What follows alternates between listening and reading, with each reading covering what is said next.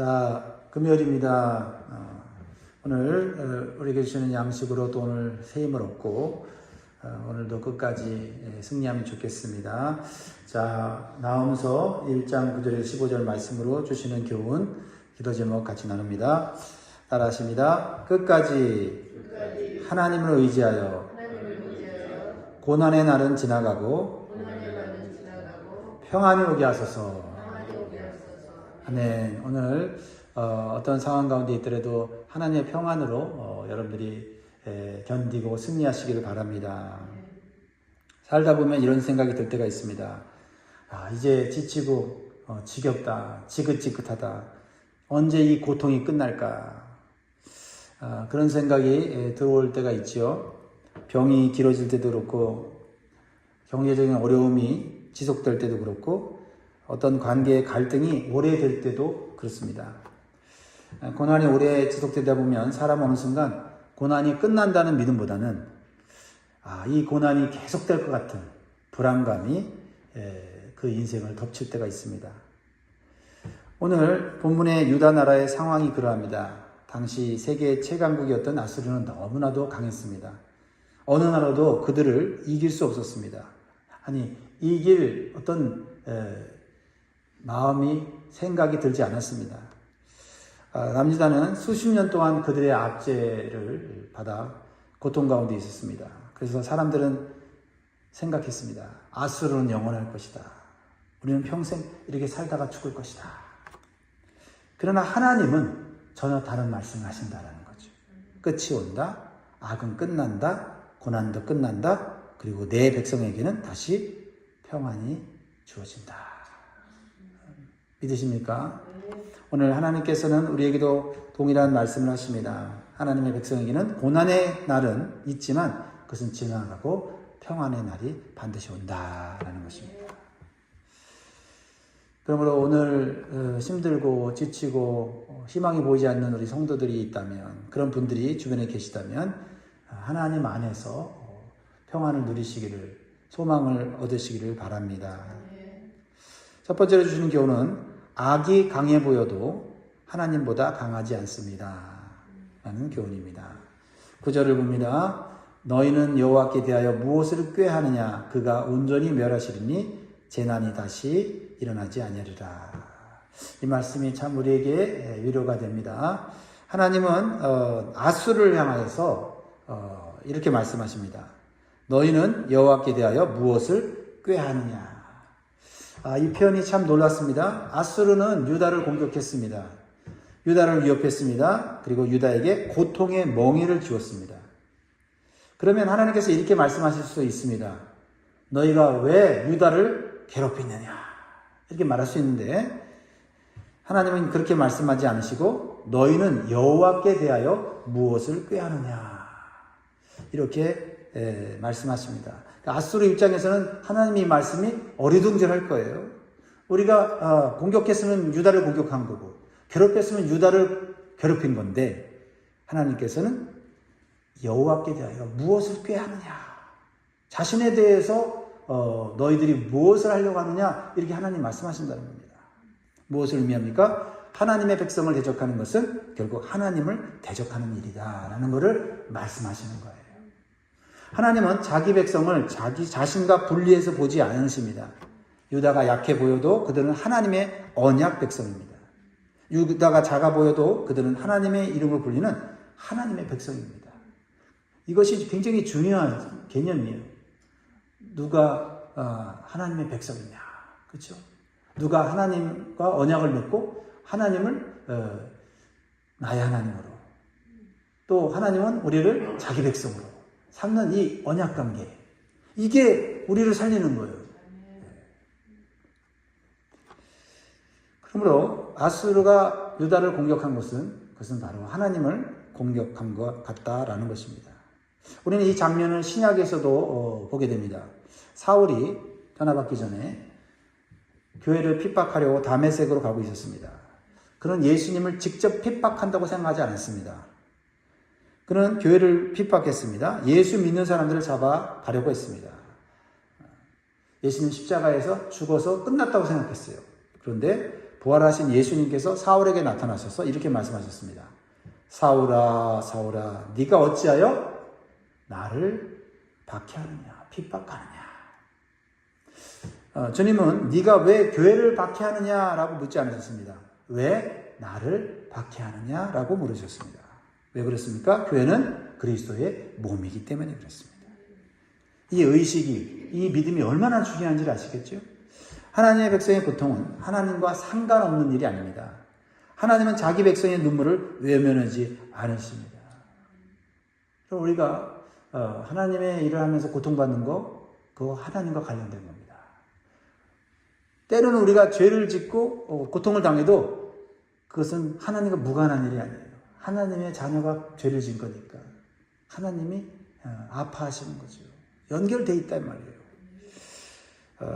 사랑하는 성도 여러분, 이것이 우리에게 큰 위로가 됩니다. 우리가 억울한 일을 당할 때 하나님 모르시는 것이 아닙니다. 같이 느끼십니다. 우리가 믿음 때문에 손해볼 때 하나님은 침묵하시는 것이 아닙니다. 우리가 고난 속에서 눈물을 흘릴 때 하나님은 멀리 계시는 것이 아닙니다. 하나님은 자기 백성의 고난을 자기 몸처럼, 자기 일처럼 여기십니다. 그러므로 우리 성도는 혼자 싸우는 사람이 아니에요. 고난 가운데 버려진 사람도 아니고요. 성도는 하나님의 언약 안에 붙들린 사람이다.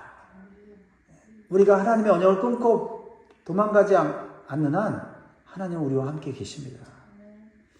어떤 문제보다도 하나님은 크십니다. 그래서 하나님 말씀하십니다.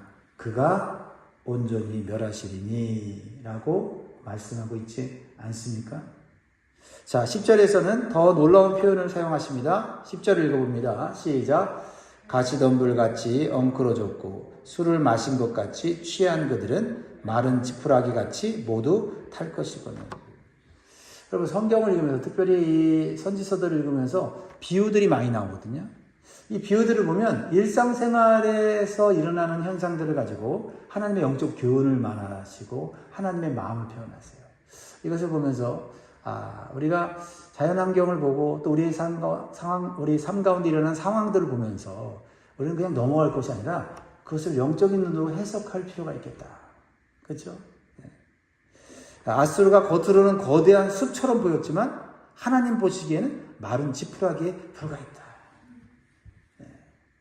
그러니까 우리가 혹시 마른 지푸라기가 길거리에서 이렇게 막 뭉쳐 있거나 돌아다니고는 내 죄가 저런 마른 지푸라기 같이 탈 것이다. 그럼 얼마나 은혜가 됩니까? 세상은 힘이 많은 사람이 이기는 것처럼 보입니다. 그러나 성경은 말합니다. 하나님 없이 강한 것은 오래가지 않는다. 하나님 없이 강해 보일 수 있는데 하나님 없이 강한 것은 생각보다 오래가지 않는다. 바벨탑도 그랬고요. 애굽도 그랬고요. 바벨론도 그랬고요. 로마도 그랬습니다. 그리고 지겹도록 망하지 않을 것 같은 아수르도 무너졌어요. 왜 그렇습니까? 세상에서 가장 강한 권력도 하나님의 손보다 강하지 못하기 때문입니다. 혹시 나의 삶에 지겹도록 끝나지 않는 아수르가 있습니까? 질병이 강해 보여도, 문제가 커 보여도, 악한 세력이 거대해 보여도 하나님보다 큰 문제는 없습니다. 우리는 문제를 크게 보는 사람이 아니라 하나님을 크게 보는 사람이 되어야 될 줄 믿습니다. 다윗은 어떻게 골리앗을 이겼습니까? 골리앗보다 하나님을 더 크게 보았습니다. 엘리사가 아람 군대에게 둘러싸였을 때 무엇을 보았습니까? 하나님의 불병거를 더 크게 보았습니다. 믿음은 현실을 부정하는 것이 아니라 현실보다 크신 하나님을 바라보고 믿는 겁니다. 사랑하는 성도 여러분, 악이 강해 보여도 하나님보다 강한 것은 없습니다. 하나님을 더 크게 보는 믿음을 달라고 기도하시기 바랍니다. 그래서 어떠한 두려움 속에서도 흔들리지 않고 끝까지 하나님을 신뢰하며 오늘도 평안 가운데 살아가기를 주의 이름으로 축복합니다. 두 번째로 주신 교훈은요. 고난이 길어도 하나님이 끝내시는 날이 있다라는 겁니다. 영원할 것 같은 고난, 그 고난 사람 못 끊어도 하나님이 끊으십니다.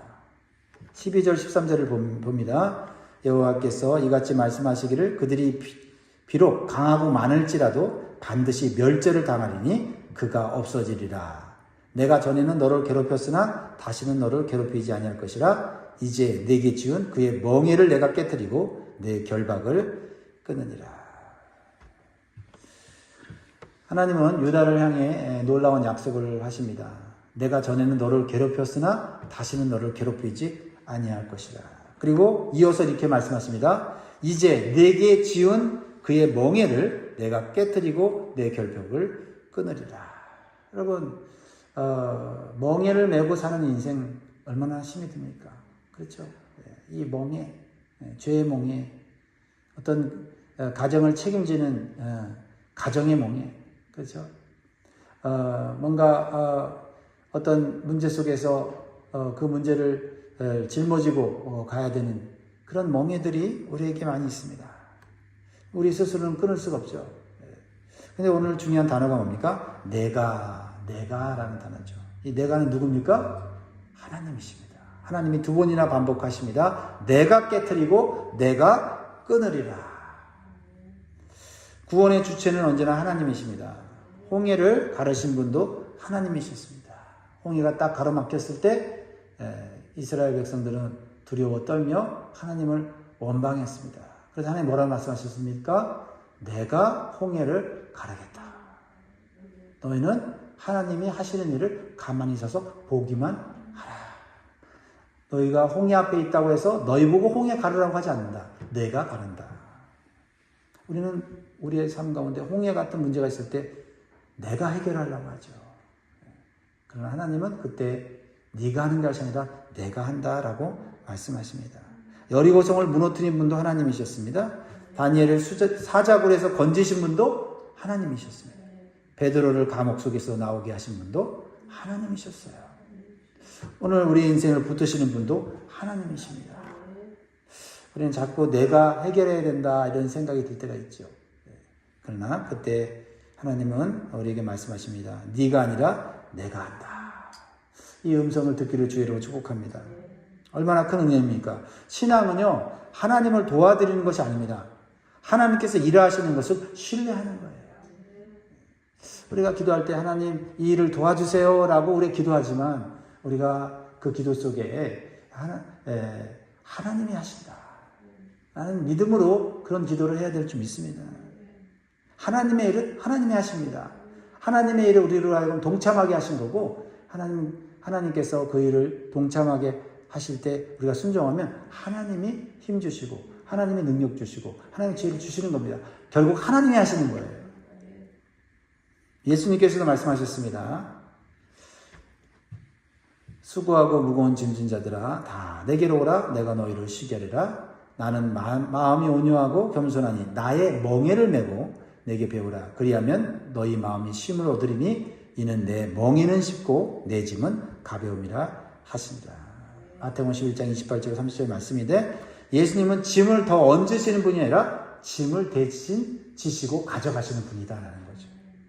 그래서 예수님은 십자가에서 죄와 사망이라는 가장 무거운 멍에를 깨뜨리셨습니다.